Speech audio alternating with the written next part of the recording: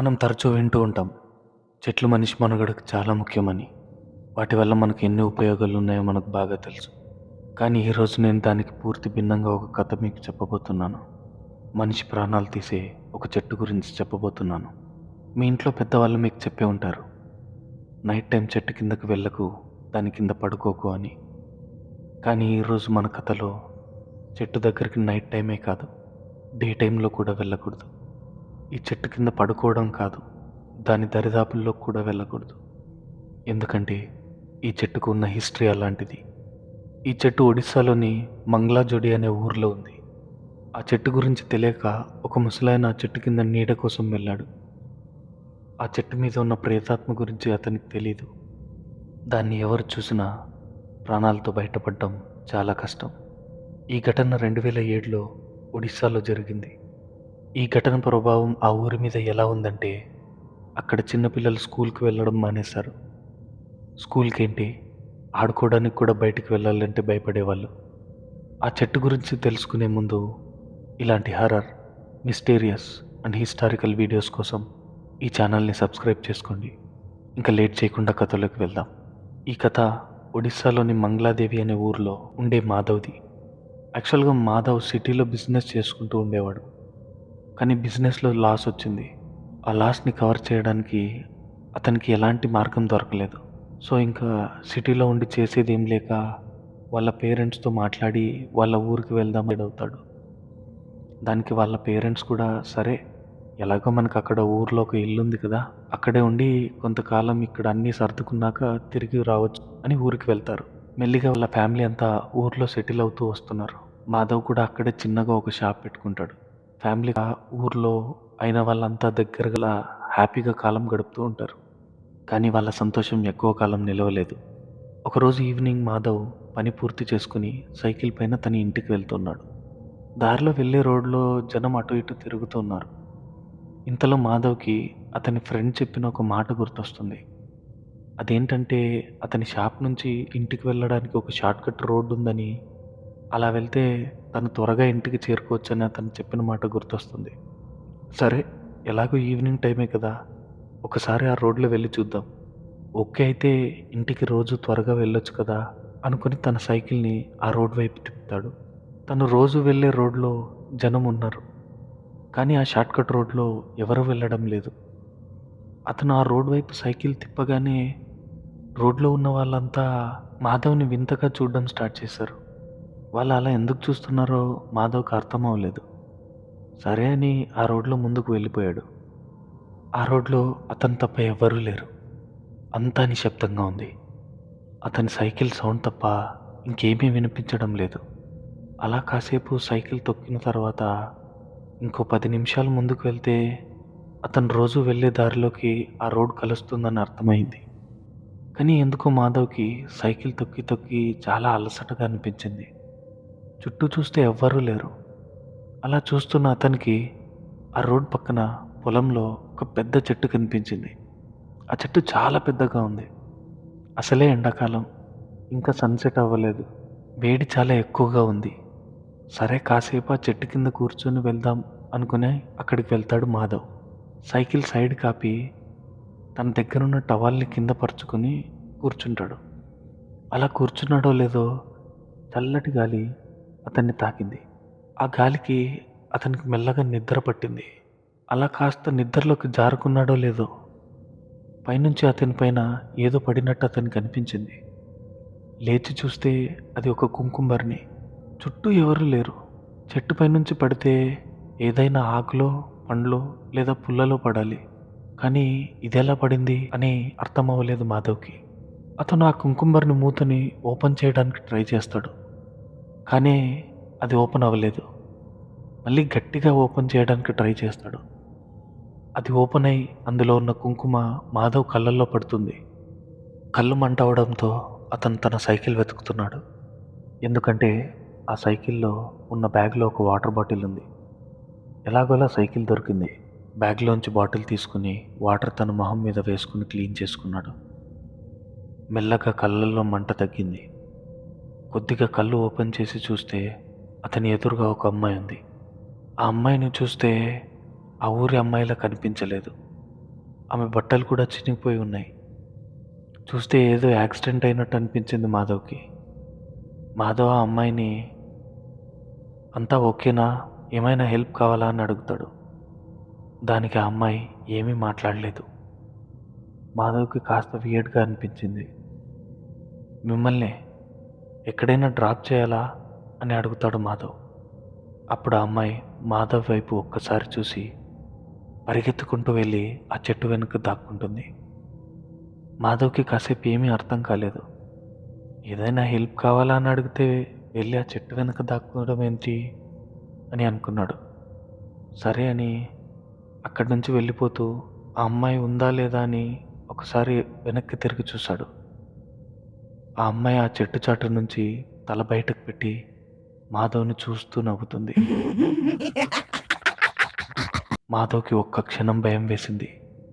ఏంటి తమాషాగా ఉందా అని ఆ చెట్టు వెనకాలకి వెళ్ళి చూస్తే అక్కడ ఆ అమ్మాయి లేదు. చుట్టూ చూశాడు. ఆ అమ్మాయి ఎక్కడా కనిపించలేదు. ఇంతలో చెట్టుపై నుంచి సౌండ్ వచ్చింది. తల పైకెత్తి చూస్తే ఆ అమ్మాయి చెట్టుపైకి ఎక్కుంది.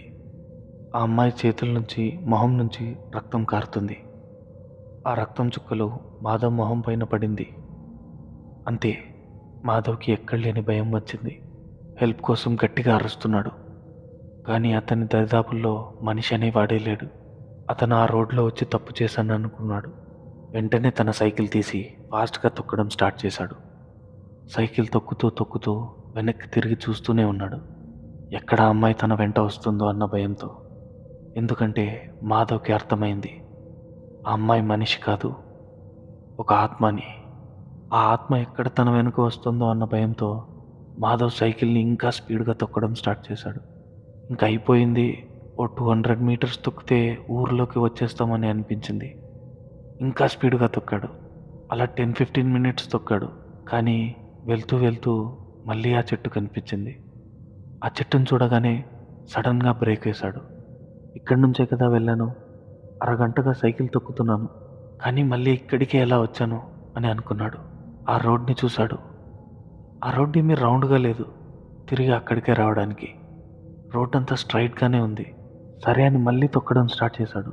ఎంతసేపు తొక్కినా మళ్ళీ మళ్ళీ అదే చోటుకొచ్చి ఆగుతున్నాడు. మాధవ్ కోపంగా అసలు ఏం జరుగుతుంది అని అనుకున్నాడు. ఏం జరుగుతుందో నేను మీకు చెప్తాను. ఏదైనా ఆత్మ మీకు కనిపించిందనుకోండి, ఆ టైంలో మీరు దానికి టార్గెట్ అయినట్టే. ఒక్కసారి ఆత్మ టార్గెట్ చేసిందంటే మీరు ఎంత ట్రై చేసినా దాని నుంచి దూరంగా వెళ్ళలేరు. మీకు అనిపిస్తుంది దూరంగా వెళ్తున్నానని. కానీ తిరిగి తిరిగి ఎక్కడ స్టార్ట్ చేశారో అక్కడికే వస్తారు. ఇక్కడ మాధవ్ కూడా అదే జరుగుతుంది. అతను ఒక సర్కిల్‌లో చిక్కుకున్నాడు. తిరిగి తిరిగి మాధవ్ బాగా అలసిపోయాడు. ఇంకా ఆత్మ వచ్చి చంపినా ఓకే, కానీ ఇలా తిరగడానికి అతని ఒంట్లో శక్తి లేదు. మళ్ళీ కాస్త ధైర్యం తెచ్చుకుని ఆ చెట్టు వైపు చూశాడు. ఆ అమ్మాయి అక్కడే ఆ చెట్టు కిందే నిలబడి ఉంది.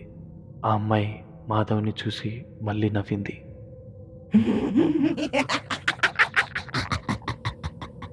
ఆ నవ్వు చాలా భయంకరంగా ఉంది. మాధవ్ ధైర్యం చేసి ఆ అమ్మాయి దగ్గరికి వెళ్ళి 2 చేతులు జోడించి, "తప్పు చేశాను నీ వస్తువుని తాకి. జీవితంలో మళ్ళీ ఎప్పుడూ ఇలాంటి తప్పు చేయను. ఇంకెప్పుడు ఇటువైపు వచ్చి నిన్ను డిస్టర్బ్ చేయను. నన్ను క్షమించి వదిలేయ్" అని అడిగాడు. అలా చేతులు జోడించి తల కిందికి దించుకొని నిమిషాల పాటు అలాగే ఉన్నాడు. అస్సలు తల పైకెత్తలేదు. కాసేపటికి అతని భుజం పైన ఎవరో చేయి వేశారు. కళ్ళు తెరిచి చూడాలన్నా కూడా భయం వేసింది అతనికి. కానీ మెల్లగా వెనక్కి తిరిగి చూశాడు. తిరిగి చూస్తే అక్కడ చాలామంది ఊరి జనం ఉన్నారు. మాధవ్ జరిగిందంతా వాళ్ళకి చెప్తాడు. వాళ్ళు దానికిప్పుడు మేమేమీ చెప్పలేం. ఫస్ట్ మనమందరం ఇక్కడి నుంచి బయటపడాలి అని అంటారు. మాధవ్ వాళ్ళతో పాటే తిరిగి వెళ్ళిపోతాడు. ఆ జనం మాధవ్ ఇంటి దాకా వస్తారు. ఆ జనం నుంచి ఒక పెద్దాయన ముందుకొచ్చి, "బాబూ, నువ్వు చూసిందంతా నిజమే. ఇందులో ఎలాంటి భ్రమ లేదు. నువ్వు చూసిన అమ్మాయి నిజం. నువ్వు అక్కడక్కడే తిరగడం నిజం. ఇదంతా చేసింది ఆ చెట్టు మీద ఉండే ఒక ప్రేతాత్మ. ఆ అమ్మాయి చాలా ఏళ్ల క్రితం ఆ చెట్టుకు ఉరేసుకొని చనిపోయింది. ఉరివేసుకునే ముందు ఆ అమ్మాయి తనను తాను చాలా హర్ట్ చేసుకుంది. తన చేతుల్ని, మొహాన్ని ఆ చెట్టుకి రక్తం వచ్చేలాగా రాసుకుంది. అలా రాసుకోవడం వల్ల ఆ చెట్టు అణువణువులో ఆ అమ్మాయి ఆత్మ నిండిపోయింది. ఆ అమ్మాయి గురించి ఆ ఊర్లో అడిగితే అందరూ ఆ అమ్మాయి జీవితమంతా దుఃఖంతో నిండిపోయిందనే చెప్తారు. అందుకే అటుగా వెళ్ళిన వాళ్ళకి అదే దుఃఖాన్ని ఇవ్వాలి అని అనుకుంటుంది ఆ అమ్మాయి. అందుకే ఈ రోడ్లో ఎవరు తిరగరు. నువ్వు కూడా చూసే ఉంటావుగా, అటువైపు ఎవరు కనిపించరు. ఎందుకంటే అటువైపు ఎవరు వెళ్ళకూడదని ఊర్లో వాళ్ళు ఒక నిబంధన పెట్టుకున్నారు. ఇంకెప్పుడు ఈ రోడ్లో వెళ్ళకు, అది రాత్రైనా పగలైనా అని చెప్తాడా పెద్దాయన. ఈ ఇన్సిడెంట్ తర్వాత మాధవ్ చాలా భయపడిపోయాడు. అతను చాలా రోజులు ఇంట్లోంచి బయటికి కూడా రాలేదు. అతను కళ్ళు మూసినా తెరిచినా ఆ అమ్మాయి మొహం ఒక్కటే కనిపిస్తుంది. అప్పుడు అర్థమైంది, ఆ రోడ్లో వెళ్తున్నప్పుడు ఆ ఊరి జనం ఎందుకు అతన్ని అలా వింతగా చూశారు అని. ఇది మంగళాజోడి మాధవ్ కథ. ఈ వీడియో ఎండ్‌లో ఈ చెట్టు గురించి ఇంకొన్ని డీటెయిల్స్ చెప్తాను వినండి. ఈ చెట్టు కొంతమంది ప్రాణాలు కూడా తీసింది. అది ఎలా అని చెప్తే మీకు అవన్నీ కట్టుకథల్లా అనిపిస్తాయి. కానీ అవన్నీ కథలు కాదు, నిజం. చాలా రోజులకి ఆ ఊర్లో ఒక అమ్మాయికి ఆ చెట్టు మీద ఉండే ఆత్మ ఆవహిస్తుంది. ఆవహించి నేను దసరాలోపు 21 మందిని బలి తీసుకుంటానని చెప్తుంది. ఆ మాట విని ఊరి జనం భయంతో బయటికి రావడం కూడా మానేశారు. అందుకే పిల్లలు స్కూల్‌కి వెళ్ళడం కూడా మానేశారు. అలా చూస్తూ చూస్తూ ఏడుగురు ఆ చెట్టు దగ్గర చనిపోయి కనిపించారు. ఇదంతా జరిగిన తర్వాత ఊర్లో ఒక వ్యక్తి ఆ చెట్టుని నరికేస్తాను అని ధైర్యంగా ముందుకొచ్చాడు. అలా అన్న ఆ వ్యక్తి నెక్స్ట్ డే రక్తం కక్కుకొని ఆ చెట్టు దగ్గర చనిపోయి కనిపించాడు. ఈ కథ నిజమా లేక కట్టుకథ అనేది ఒక మిస్టరీగానే ఉండిపోయింది. ఎందుకంటే ప్రతి ఊర్లో ఇలాంటిది ఏదో ఒక కథ ఉంటుంది. ప్రతి ఊర్లో ఇలాంటి ఒక చెట్టు ఉంటుంది. ఇలాంటి ఒక బావి ఉంటుంది. ఇలాంటి ఒక ఇల్లు ఉంటుంది. చీకటి పడ్డాక ఊర్లో ఎవరు అటువైపు కన్నెత్తి కూడా చూడరు. ఇందులో కొన్ని కథలుంటాయి, కొన్ని నిజాలుంటాయి. ఈ కథకు సంబంధించిన న్యూస్ ఆర్టికల్ కింద డిస్క్రిప్షన్‌లో ఉంది. ఒకసారి చూసి మీరే చెప్పండి. మంగళాజోడిలో ఈ చెట్టు కథ నిజమనుకుంటున్నారా? లేక కట్టుకథ అని అనుకుంటున్నారా? కామెంట్స్‌లో చెప్పండి.